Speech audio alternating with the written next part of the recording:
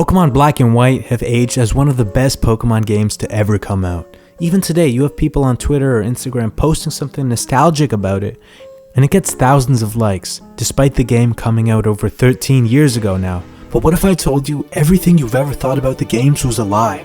What if I told you that you were the villain in Pokemon Black and White? You see, unlike other regions and games, the villains in Pokemon Black and White are pretty unique. They don't want to enslave anyone. They don't want to take over the entire world. They don't have some massive evil plan involving harnessing legendary Pokemon for a greater purpose. They simply want to free Pokemon from Pokeballs and destroy the institutions built around battling them and making money off of them, which is basically the entire systems of gyms, towns, and Pokemon schools. And this is clear from the moment you meet Team Plasma in the game. After you get your starter in Nuvema Town, you see Team Plasma for the first time, as Getsis makes a speech in Accumula Town, the town next over, and you're introduced to their ideology.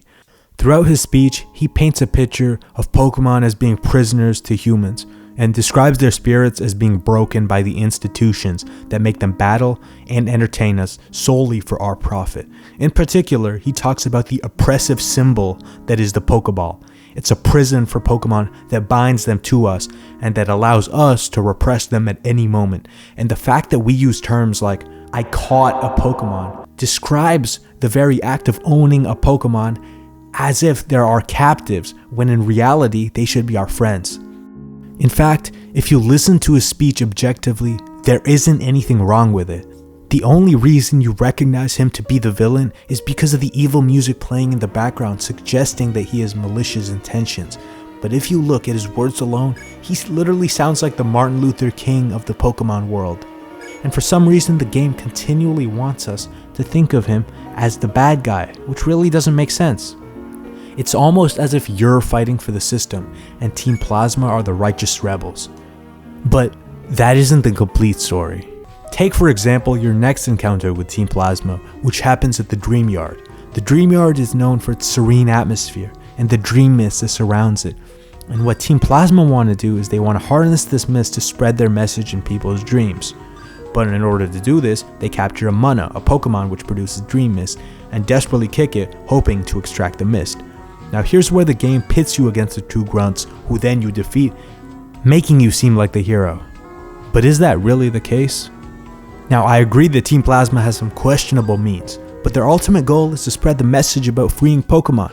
And although borderline abusing a Pokemon is definitely not the right way to go about this, this is not justification for you to tear down their entire movement. These few Team Plasma grunts are not representative of the entire movement, and it's unfair to declare them an enemy because of the actions of a couple grunts. But the game always seems fixated on doing this, so much so that literally every time you meet Team Plasma grunts, they're always doing something bad. Like for example, in the next city you go to, where they steal the Pokemon of a little girl and claim that the Pokemon deserves a life outside the Pokeball. Now this is wrong. Yes, they have stolen the Pokemon of a little girl and taken it away from her owner. But is the Pokeball also the symbol of oppression which keeps Pokemon enslaved to a system that uses them for financial value?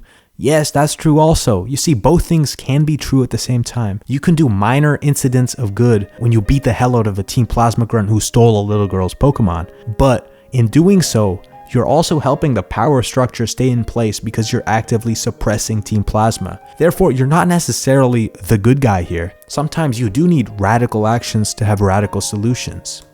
And I know I'm starting to sound like a certain someone here, but let's just wait a little bit till he gets in the picture. Anyway, the games continue trying to paint Team Plasma in the worst way possible, with another incident where they steal a Dragonite skeleton from a gym leader and you have to fight a bunch of grunts to retrieve it, in what may be one of the stupidest side quests that you'll ever have to complete. And this is really the heart of the matter here. The game is trying their best to make Team Plasma look like the bad guy, even when it doesn't make sense. I mean, stealing the bones of a Dragonite, really? The Dragonite's already dead. What does it matter if they steal the bones of it? It really doesn't make any difference whether they take it or not. Let them have it, I say. But somehow two grunts stealing some bones from a gym proves that all of Team Plasma are villains. After this incident, we have our first heart-to-heart talk with N, the supposed leader of Team Plasma.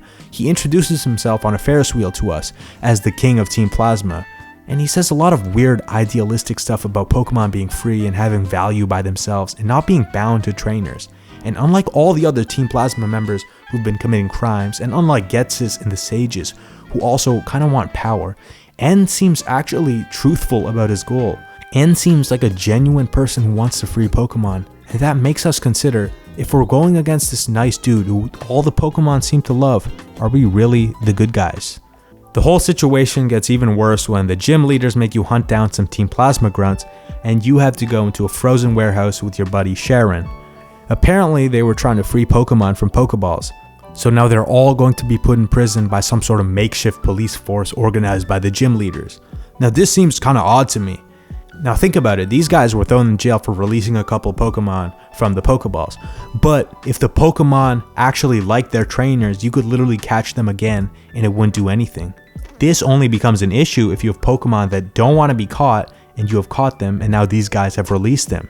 It's almost as if the reason they went after Team Plasma here is because they're threatening the structure of the Pokemon establishment, and the gym leaders literally make profit off of battling Pokemon, and these Pokemon want to escape. They don't want to be held by their trainers, hence why they had such a strong response to Team Plasma's actions here.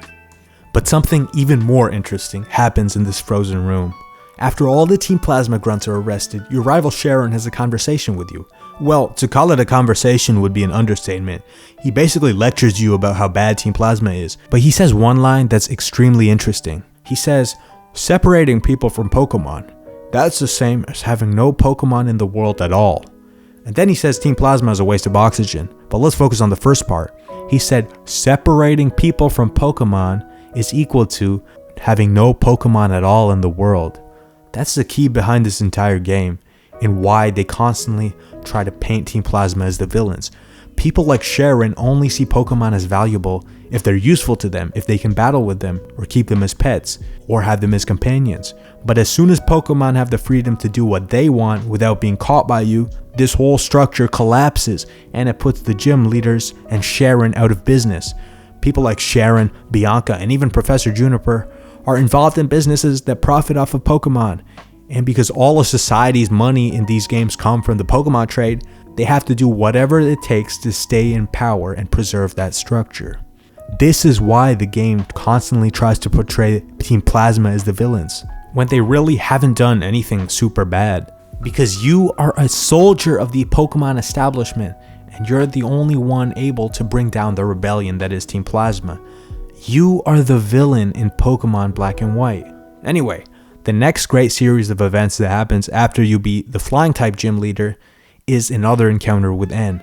In this conversation, he explains his philosophy in even more detail. He basically says that not only is the Pokeball the symbol of oppression, but the act of battling Pokemon is harmful for them, and the humans resort to this instead of fighting themselves. And what he's saying kind of makes sense. We're not aware of any major wars, armed conflicts, or anything violent that's currently going on in the world of Pokemon. And that's because instead of being violent to one another and fighting, humans are making their Pokemon fight each other. You can think of this as substituting all the rage and hatred of humans onto Pokemon and then making them duke it out in a contest of wills. And throughout all these interactions with N, you don't really get the sense that he's a villain. He genuinely wants Pokemon to live peacefully, and although he's a bit quiet and a bit shy, he has good vibes overall. After this, you progress through the games a little bit, but Team Plasma's true plan doesn't go into action until you beat the Ice-type gym leader. After you beat the gym, the Shadow Triad appear, and they tell you to come to Dragon Spiral Tower, where N speaks to you again. This is it. It's finally time for all of N's weird speeches and philosophy and Ferris wheel talks to come into action.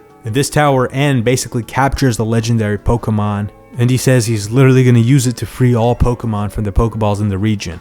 But after we've been through all this, there's another little twist in the events of the story that makes this issue a little bit more complicated than good or bad. After you get on this bridge, the Shadow Triad come to you again and Ghetsis approaches you. And he tells you that everything from the start was a complete lie, and that he's using N and he actually wants to use the Pokemon to control the Unova region.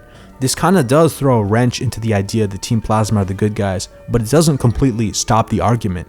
You see, even though Ghetsis is evil and he's been raising N for his purposes, that doesn't mean N is evil, because unlike Ghetsis, N actually wants the liberation of Pokemon. And also, you can't justify fighting Team Plasma because of Ghetsis alone. Like, I'm sure there's plenty of low-level grunts that genuinely want Pokemon to be free. By the time you finish the 8th and last gym and get to the Pokemon League, you see the confrontation between the two faces of Team Plasma, Getsus, who wants his own power, and N, who truly wants to free all Pokemon. We learn that N has defeated Alder, who's the league champion, and he raises a literal castle from the ground in one of the coolest scenes in the game. And after this, you get a sort of a confrontation between all the Team Plasma sages and all of the gym leaders, which is kind of cool, but also not cool, because on one side you have the righteous liberators of Pokemon, the sages of Team Plasma, and on the other side you have people who literally make money off of battling Pokemon.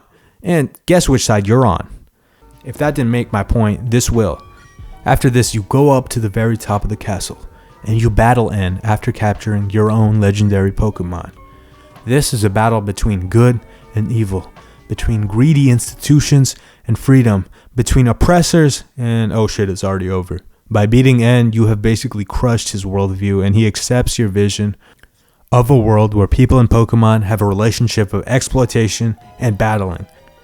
And also Getsus gets taken away by the authorities, and by beating Team Plasma, you have essentially closed the curtain on any sort of liberation of Pokemon ever, and you will forever be known as a man who kept Pokemon enslaved. If that wasn't enough to show you that you were the villain, I don't know what is. Anyway, if you liked the video, please give a thumbs up or subscribe, and also give a super thanks if you really want to support the channel. Peace out.